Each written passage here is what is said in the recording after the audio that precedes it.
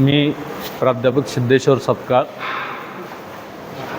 मी स्टेटचा आणि विद्यापीठाचा खो खोचा खेळाडू आहे. माझं वयाच्या 52व्या वर्षी पहिलं कराड कृष्णा हॉस्पिटलला मणक्याचं ऑपरेशन झालेलं होतं. कारण त्यावेळेला माझ्या मणक्यामध्ये पूर्णपणे गादी पूर्णपणे क्रॅक होऊन त्याच्यामध्ये पाणी झालेलं होतं.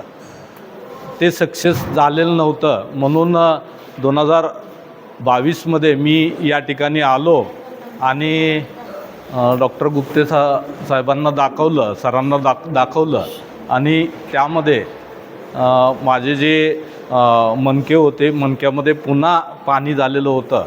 मग त्यांनी मला आधार दिला आणि सांगितलं, तुम्ही ऑपरेशन करायला रेडी आहात का? तर मी सांगितलं ठीक आहे, आज मरायचं आहे, उद्याही मरायचं आहे. मी म्हटलं येस. आणि नंतर मग माझं ऑपरेशन हे 8 ऑगस्ट 2022 रोजी झालं. मी 15 ऑगस्टला कॉलेजमध्ये महाविद्यालयाच्या झेंडावंदनाला इथून गेलेलो आहे. त्यामुळं मी डॉक्टर गुप्ते मॅडम आणि गुप्ते सरांचं मी खरंच आभारी आहे.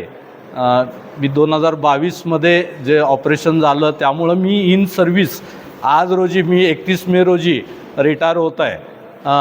सर्व्हिस कंप्लीट करू शकलो आणि मी बाकीच्या आजारापासून वाचू शकलो. हेच मी या हॉस्पिटलचं प्रामुख्याने यश सांगतो. आणि दुसरी गोष्ट, सर्वांनी मी एक विनंती आहे की इतर ठिकाणी न जाता आपले पै पाहुणे कोण पण असू द्या, त्यांना इथं घेऊन या. कारण इथं डॉक्टरांची गॅरंटी आहे.